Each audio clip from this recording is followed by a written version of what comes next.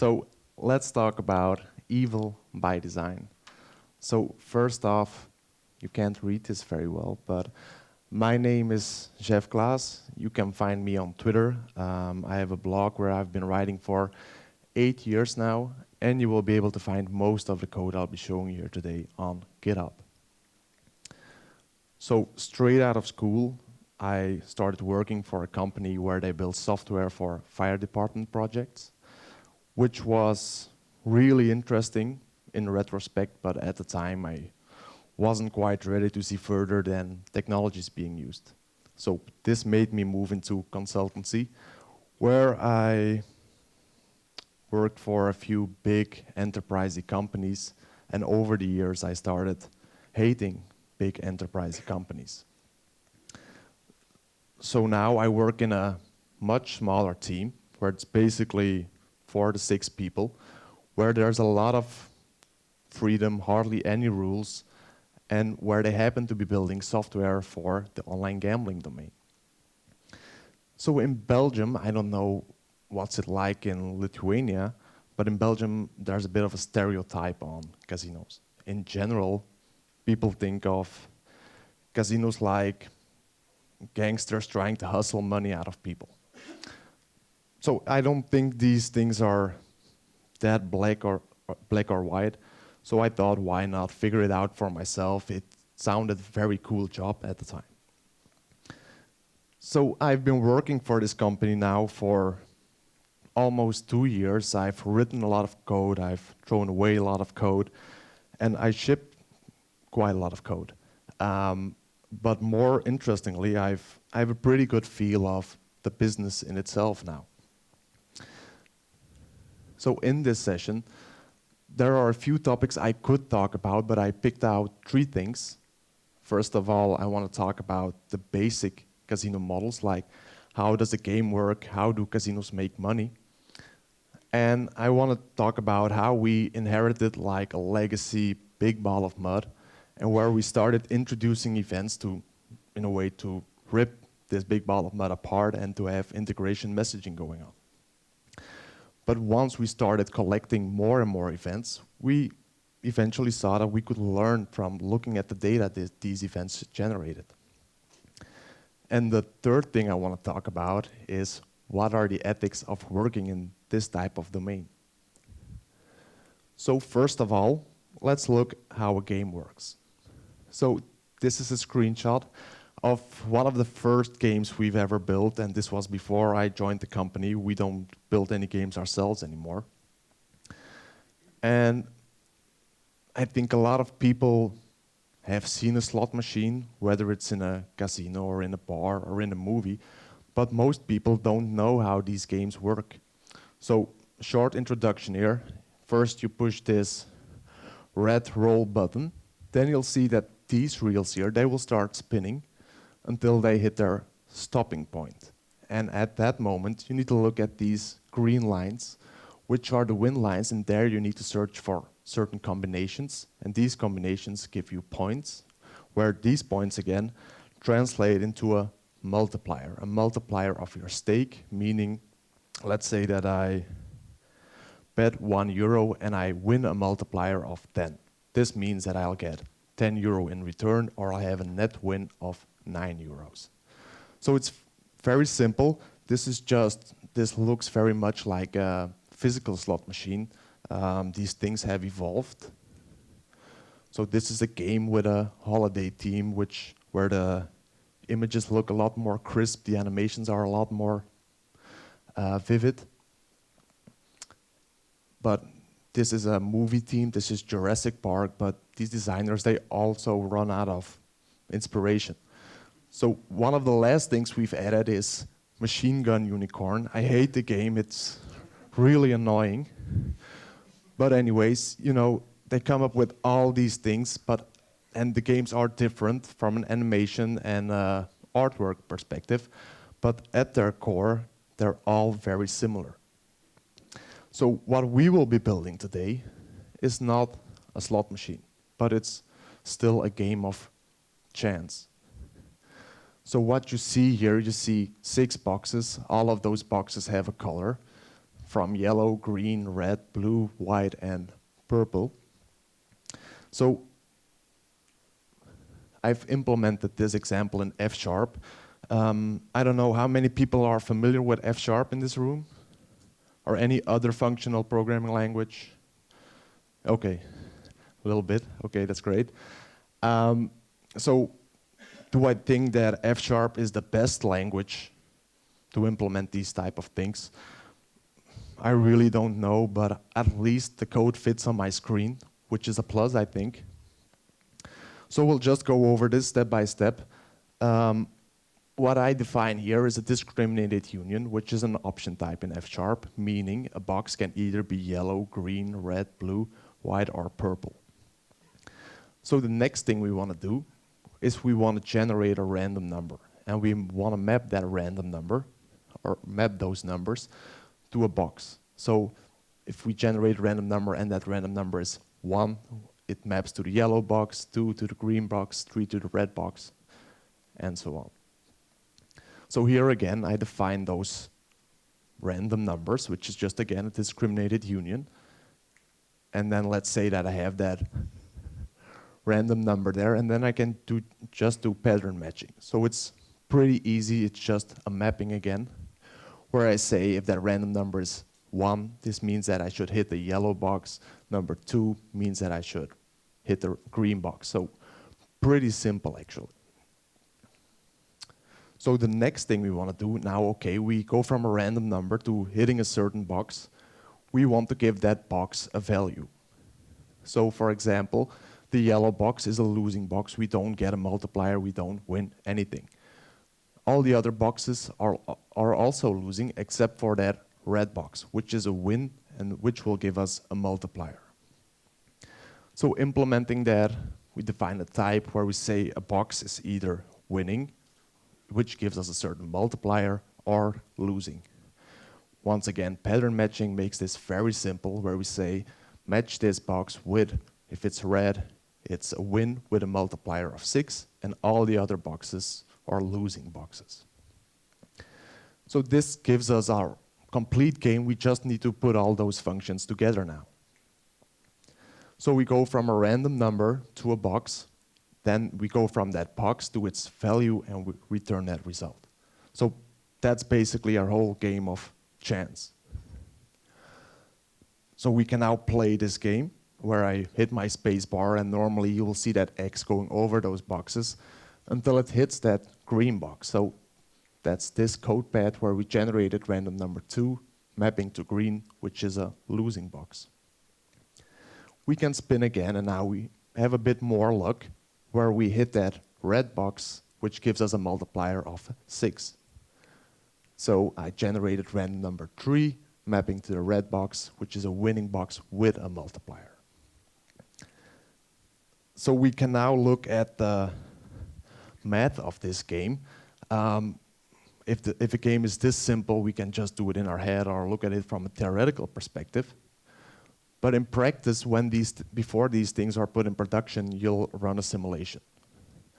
So basically, you'll define a function, run, let's say, which will execute function f a certain amount of time, and you can then look at those results. So if we look at those results, we want to check out the distribution of those hits. Is this a fair game? And we'll see that each box gets hit 1 out of 6 times. That's to be expected. And the next thing you want to do is you want to look at the payout of this game, and where the payout is a concept which defines for each bet you make how much money you will statistically get in return. So for example, let's say that the payout is 98%. For each bet you make, you can expect to get in return 98 cents. Statistically again, of course. From a different perspective, from the casino's perspective, you talk about the house edge. And this is the edge that the house has on each bet you make. So if the payout is 98%, you will have a house edge of 2%. So once again, a pretty simple calculation where you just take the bets and the wins and you divide those. For our game, we'll see that we have no house edge, and we have a payout of 100%, meaning that if a player has a deep enough stack or his wallet is big enough, he can play forever, if he can handle variance, of course. So of course, this isn't a good game for a casino because they are not making any profit here. So let's look at reality. And a very easy fix here is to change that multiplier. Instead of multiplying your stake by 6, we will multiply it by 5. And if we now look at the house edge and the payout, we see that the house edge is 16%, while the payout is 84%. So now the casino is making money. The problem now, though, is if you play this game and you had basic math at school, it's pretty obvious that you're always losing. Now, casinos have invented something here, which is a pretty simple concept, which is called near misses.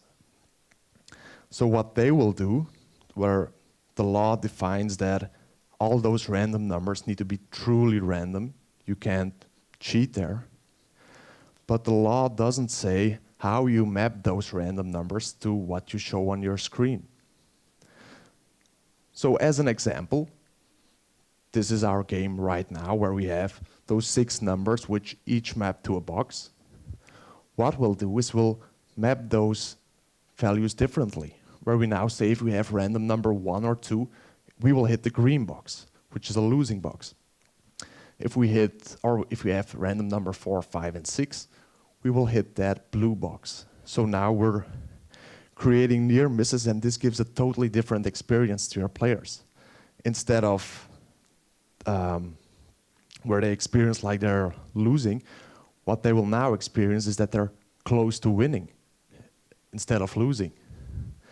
So this is one of those basic tricks casinos use to make you feel as if you're close to winning, that your luck should be there soon enough. And I mean, just look at the human brain at work. If I define a set of tests, I say, let's say 10 tests, and if I have one test that's not green before I go home, it's very hard to go home, and you want that last thing to be green as well, of course. So implementing that, it's trivial again, where we just change that expression, where we say number 1, number 2, map to that green box, 3 remains to be mapped to that red box, 4, 5, and 6 go to that blue box. And if we now look at the distributions, we'll see that we're very often very close to winning, where we now hit that green box 2 out of 6 times and that blue box 3 out of 6 times. So that house edge and the payout hasn't changed, but our whole gaming experience has changed. The house edge is now 16%, the payout is 84%. In real life, the payout is higher actually.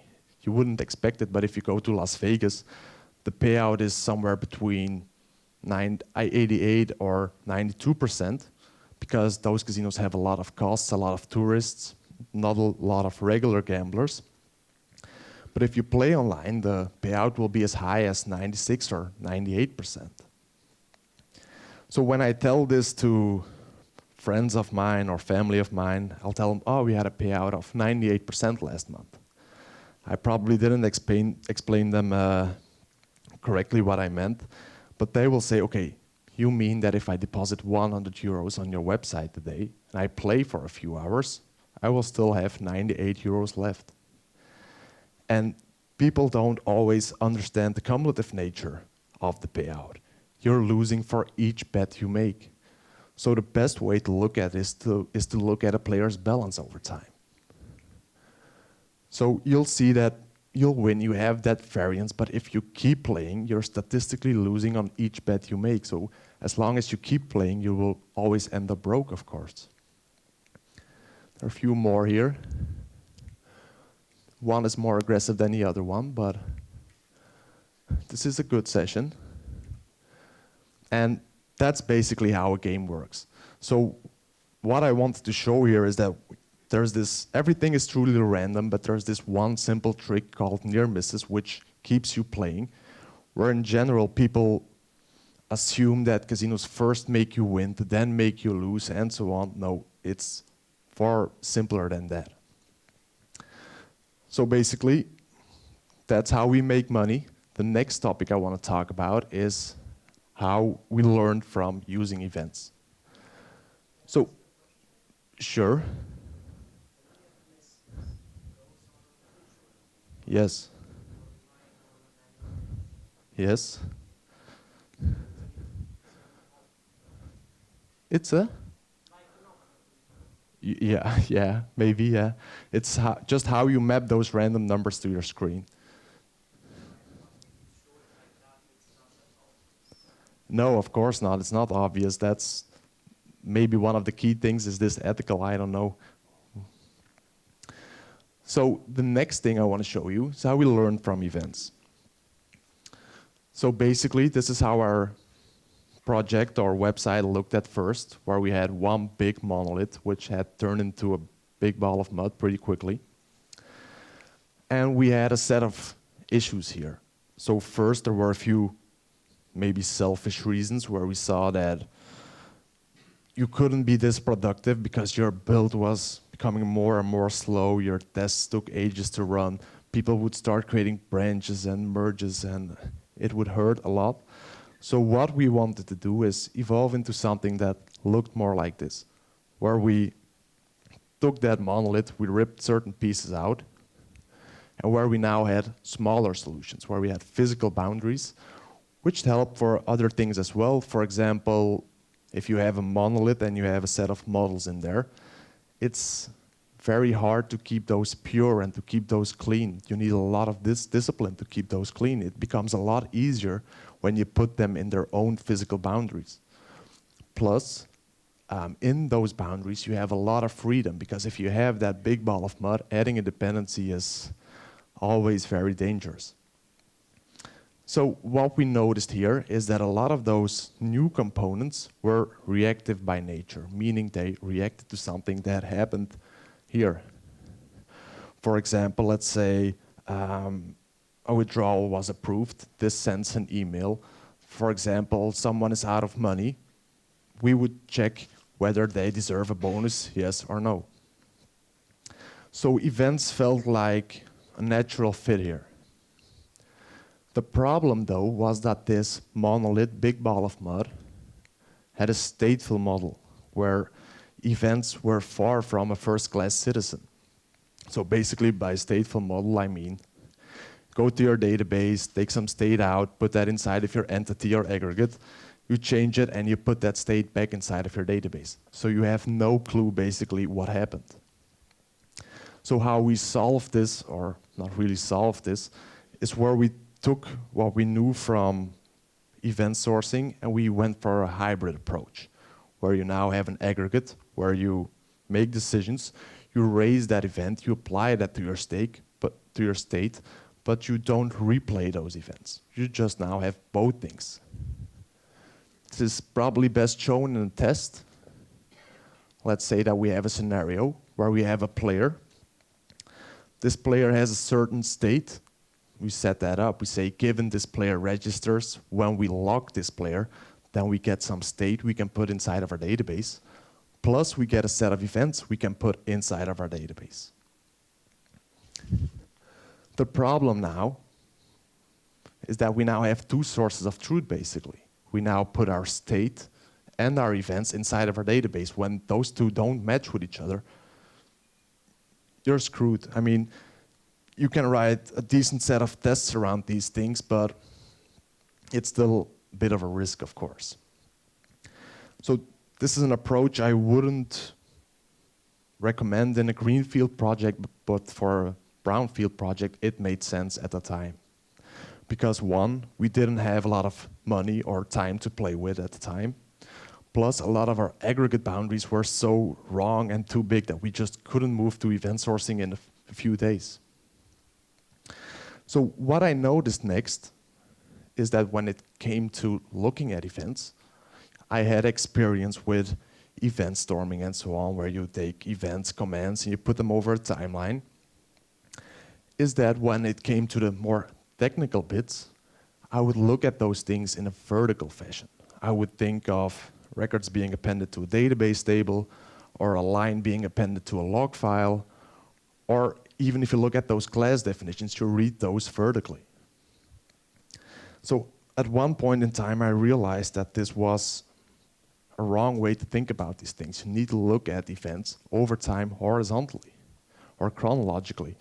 Because if you go to school and you're 13, 14, you get your first history lessons, you are taught to reason over events in a horizontal fashion over time, where you then look at causation, correlation, and so on.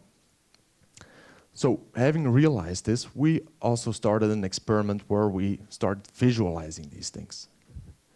So first, we took our event store and we put that over a timeline, which doesn't show us that much really. It's not that interesting to look at.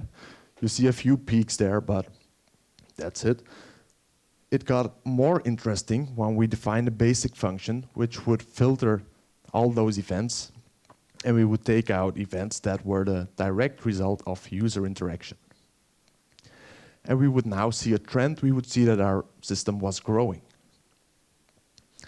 The next thing is where we group those events by day of the week and hour of the day.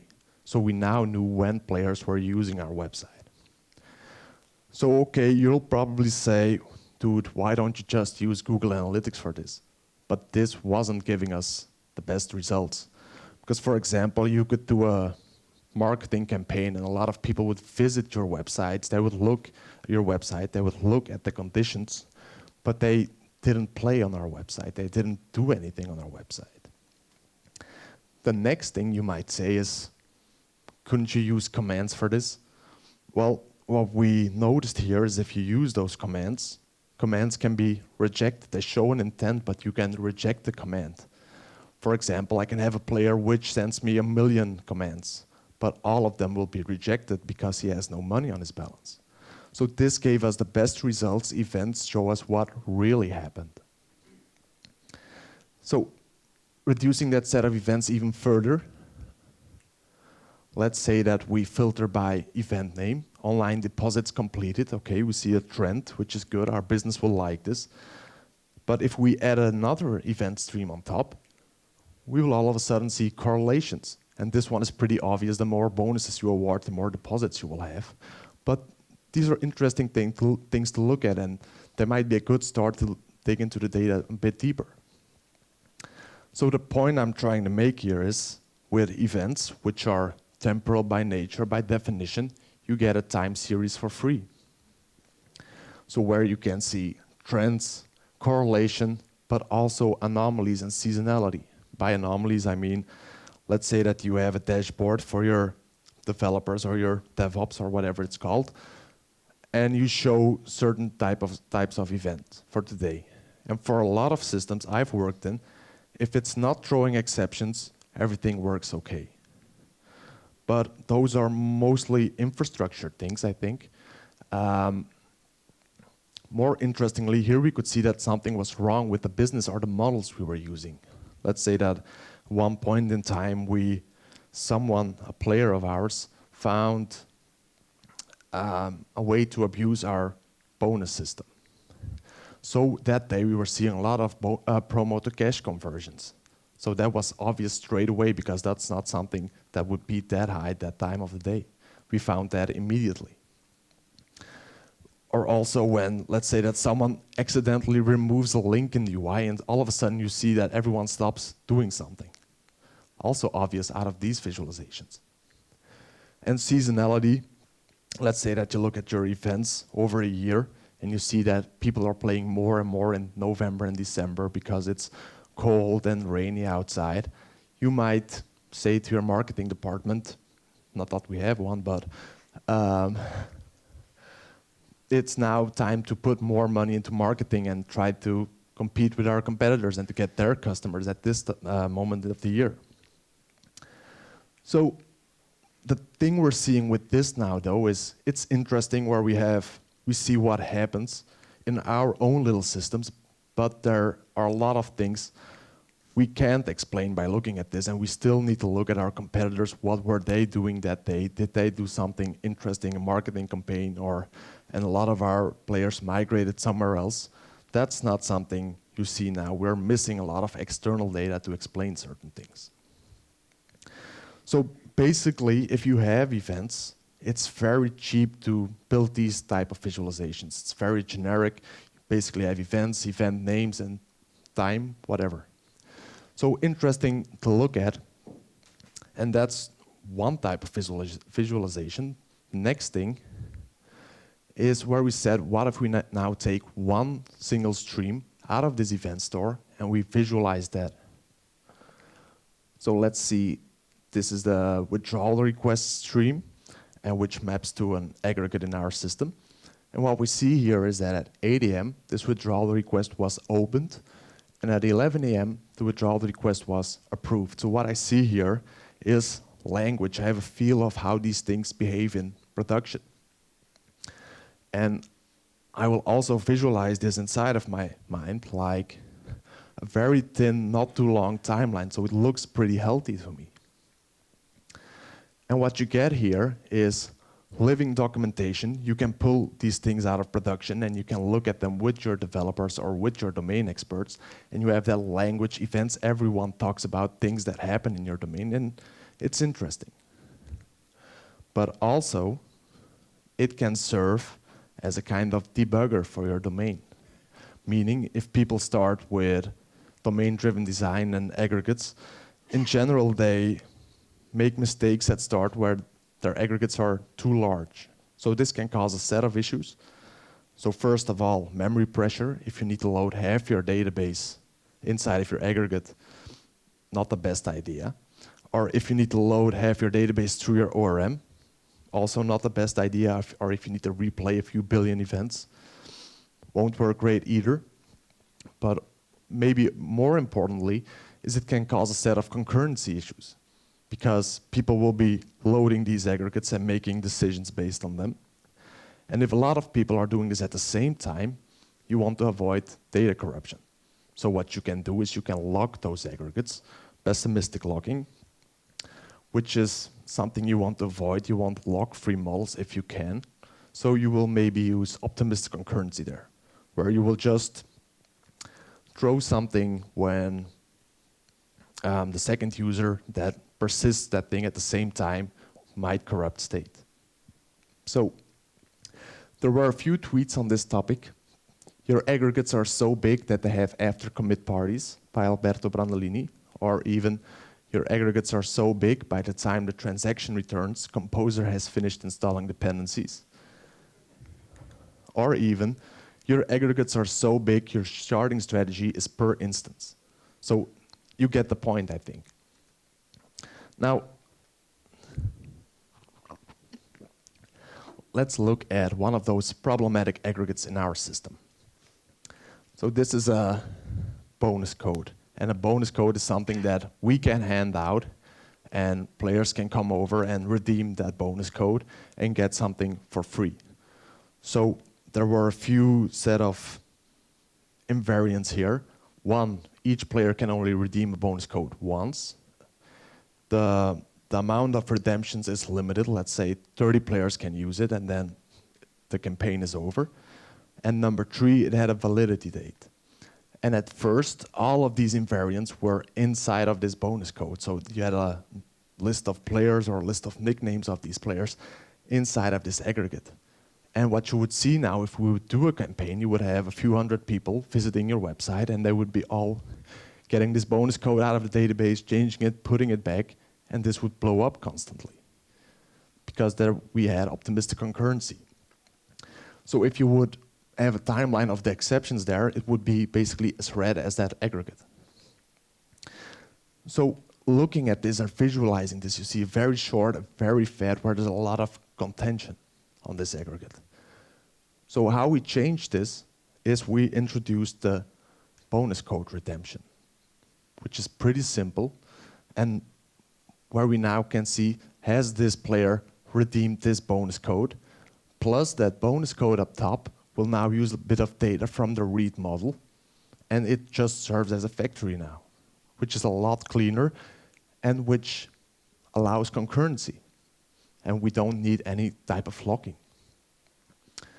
So with these type of visualizations, first you have living documentation. You can pull those things out. You see the language, but also you can debug your domain, see how your aggregates behave in production. So of course, the next evolution is looking at a cluster of streams. And this was maybe the most important thing.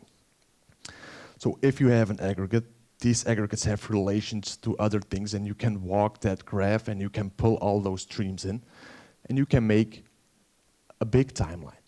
So for example, let's look at player Jef, which has a few activity days here in February.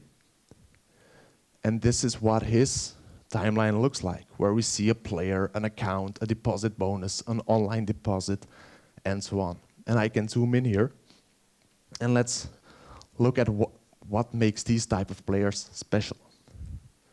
So first, this player just registered. He logged on, his account was opened, which awards him a deposit bonus, and then he claims his deposit bonus, which starts an online deposit.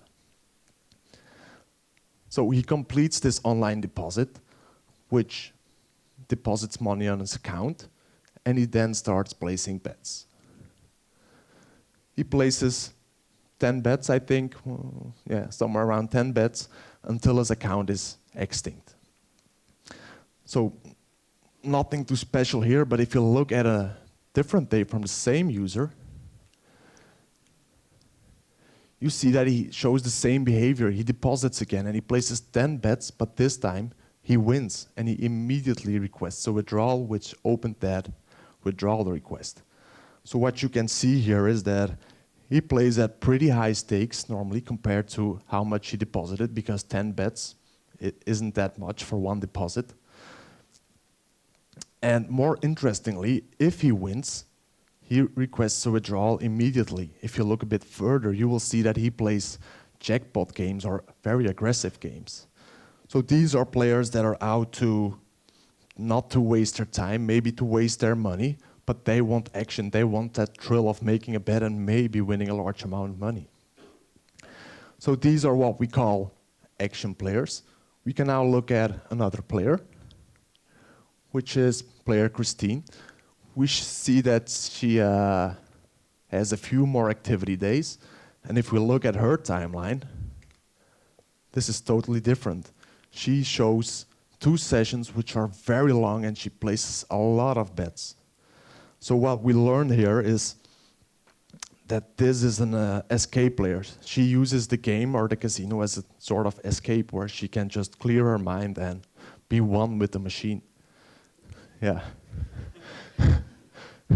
And if you dig deeper into this data, you'll see that this type of player, which we call an escape player, she has a cash out ratio of basically 0%. So she isn't out to win money, she just wants to escape and waste her time.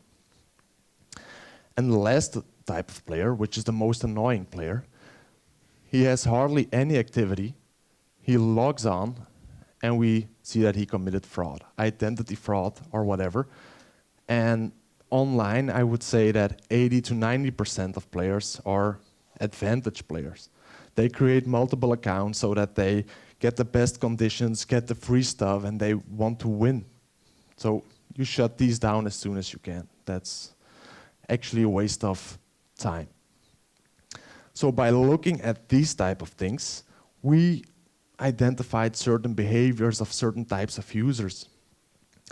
And it now all depends on how you use that data. This is how it relates to evil by design. So for example, let's say that we have an action player, and we see that he has churning, he hasn't had any activity days over the last 30 days. What we will then do is, we know that's an action player, and maybe we just added like a jackpot game. We will send him an email with a small incentive to return to our site with like a deposit bonus or whatever. And we will tease him a little bit. We'll say, this jackpot, it's now up to 2 million. Make sure you play this new game. But also, if in a more, using those events more reactively, let's say that we see that an account is extinct, and this type of player is an advantage player, is a escape player.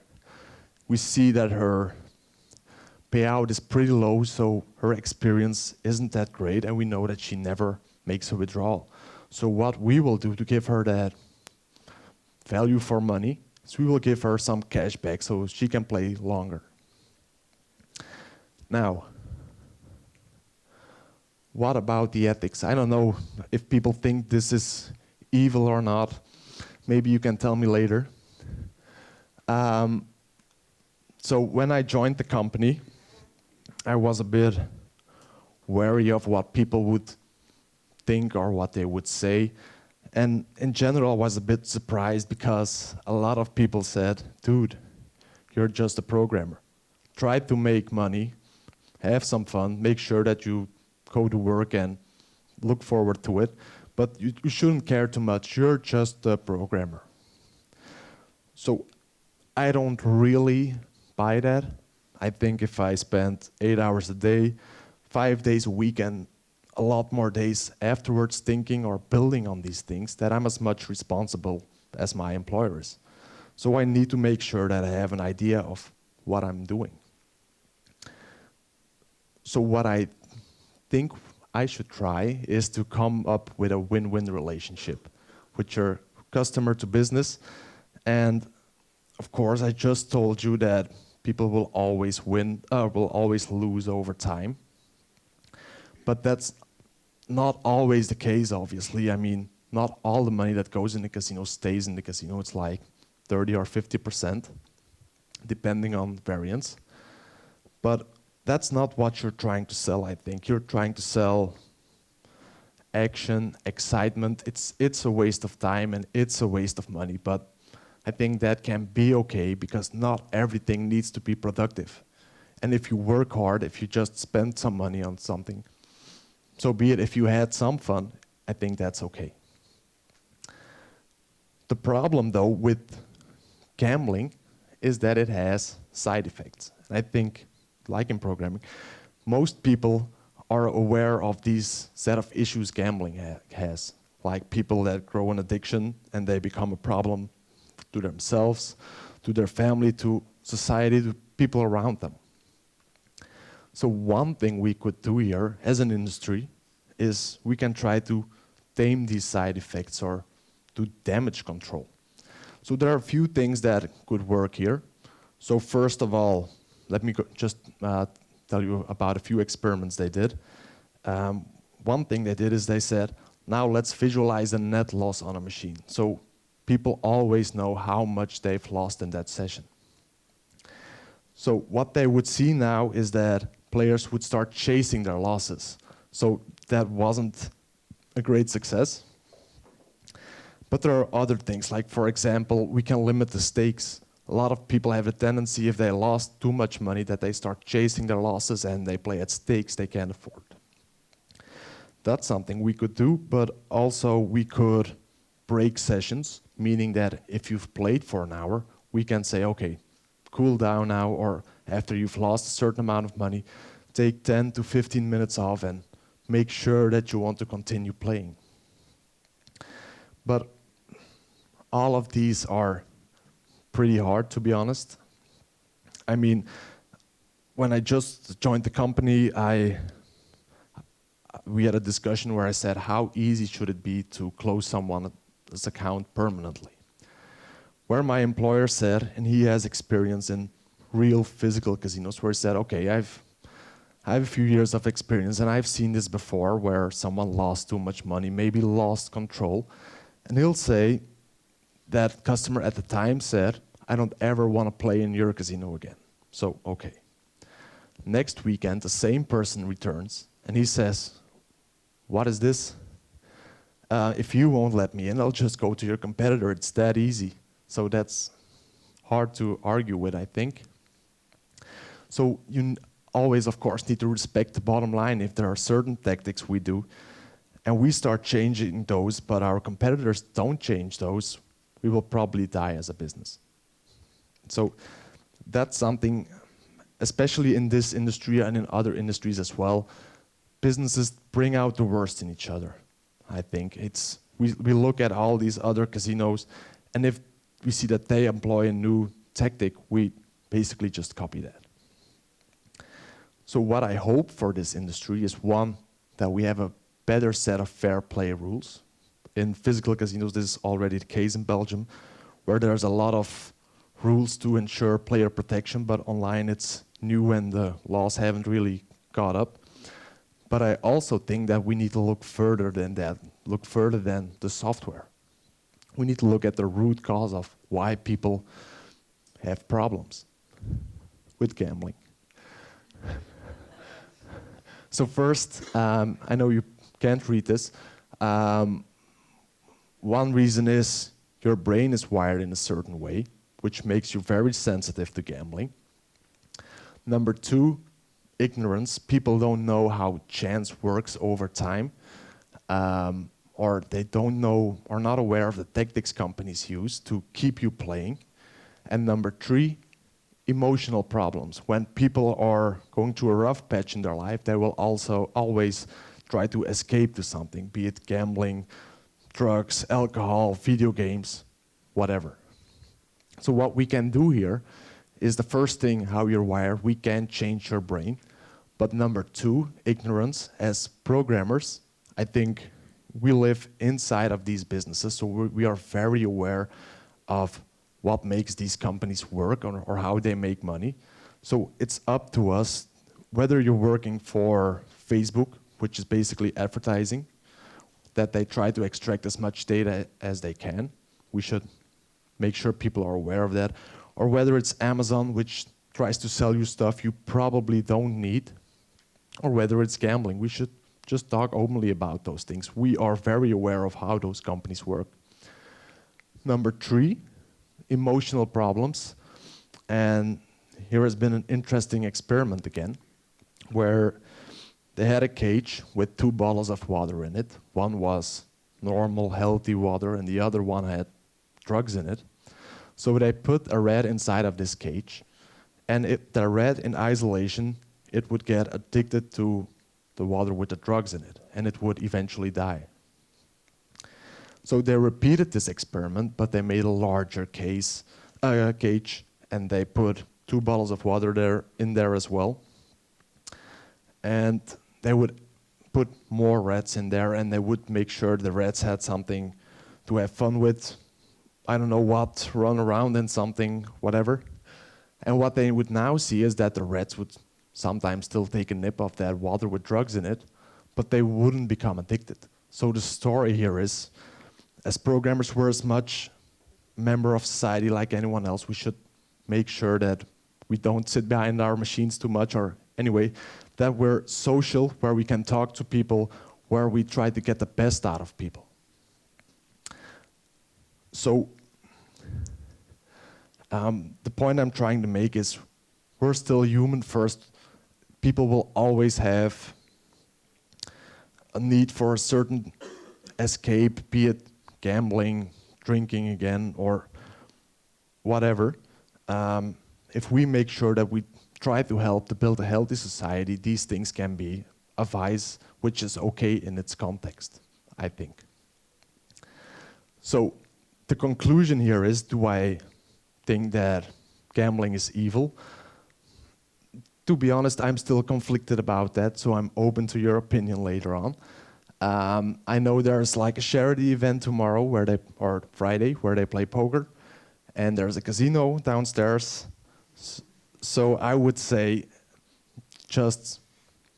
I'm not paid to say this, maybe explore, look for yourself, and as long as you play with money and don't start playing for money, you should be okay. So that was it. I have time for questions, I think. Not sure. Yeah, anyone a question or a remark? Yes?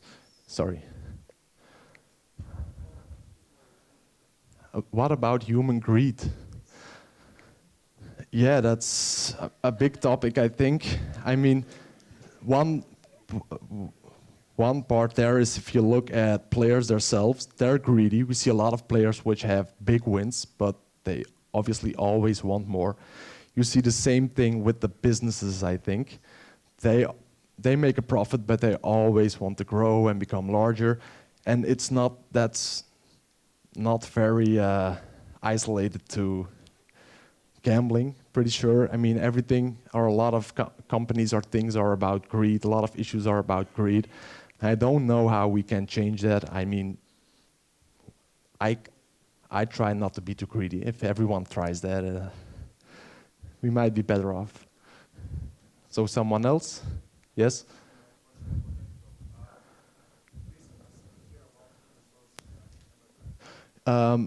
Yes and no. The different approach we have is where we had a stateful model, yeah. So, but we wanted to have events. So we tried to go for a hybrid approach there, where in event sourcing, you record your events and you apply them to your state. But also when you take that aggregate out of your database again, you use those events. And that's not something we're doing. We now both have state, like database tables with state in it, plus a set of events. So we're not rebuilding based on those events.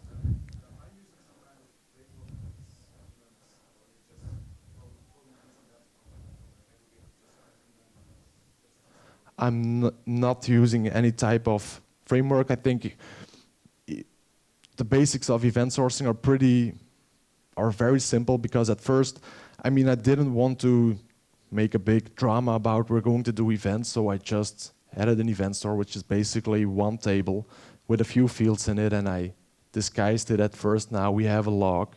But eventually people would start seeing the value in that. They would start talking about those events.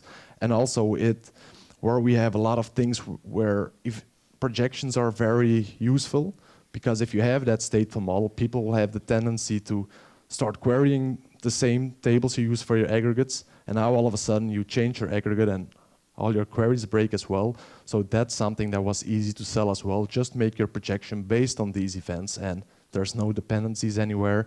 And it helps that I have a very small team where I think most guys or all guys are pretty smart, so they were pretty quick to understand it and to see the value of it. And we now have one context where we have pure event sourcing, and it really helped to first that hybrid approach where you went something in between.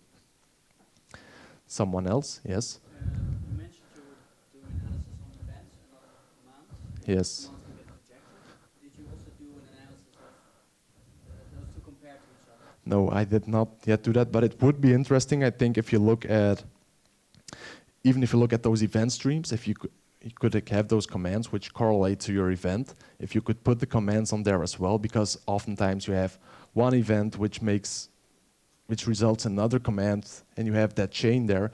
Would be very interesting to have that, but we don't have a command store yet. But it's something I also think is worthwhile looking at. I could imagine it's especially interesting in fraud situations. Yeah, yeah, correctly. Because now sometimes we would see certain things and they don't look weird because you just have one event, but he tries 1,000 things until one gets accepted. There's a hole somewhere. So exactly, that would be interesting. Someone else? Yes?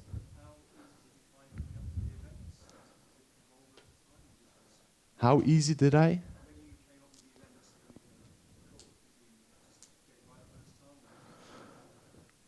We had to iterate on that. I think it was an advantage since we don't need to replay that state, and at first it's not that big of a problem to lose certain events now. So at first we got a few things wrong. If you start with event sourcing, it's sometimes a bit, if you get those boundaries wrong at first, it can be painful to change that later on. It helped that we still had that state at first, and then we started adding, and we got a better feel for the boundaries of those aggregates, and then that helped a lot, I think. Yes? Yeah, I'm just wondering, do you have your events when you discuss having, like, defining different types of players? So Yes. action players, whatever. So how do you kind of, I guess, build up those models from the events you have? How do I build up those? Okay. So basically, those visualizations helped a lot. And you can then try to look for patterns, but a lot of those things were actually easier than do pattern recognition. Basically, where you see this by looking at the visualization, and when you look, let's say, at an escape player, it was pretty obvious that she never made a withdrawal. So it's basically look at the cash out ratio, look at the amount of bets she makes compared to the deposits she makes. So basically we could do a lot by just projecting that into a certain state where we could do a basic analysis on. So you kind of visualize it first and then those projections to identify it? Yes, yeah, we projected them, projected that data into like a SQL server, and then we just look at that data. The visualization are more part of the discovery process than anything else. So someone else had a question? Yes?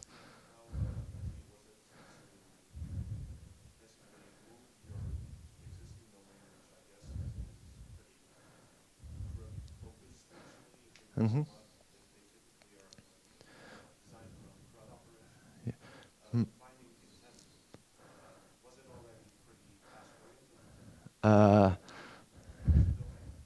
I don't think it was necessarily task-oriented. For example, you would have commands like create money or something, which of course isn't that task-oriented, but it's basically just each time you change something, making those smaller iterations, renaming things. But I mean, if you have those events where you also have those semantics of what really happens in your domain, people start paying more and more attention for intent as well. When you have that language of those events, the commands fit naturally. It's the same thing like you have this event, account extinct. What are we going to do now? Send him a bonus or award him a bonus. That language came naturally by having those events where you pay more attention to the semantics.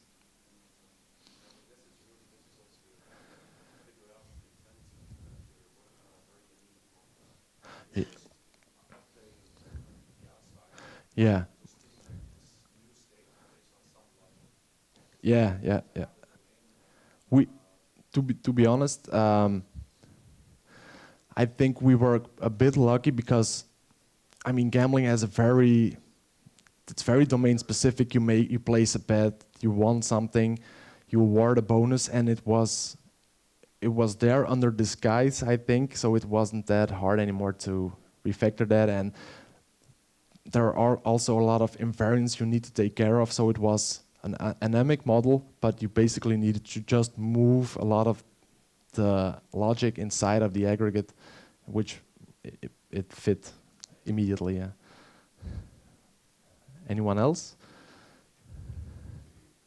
Okay, then it's time for coffee. Thank you.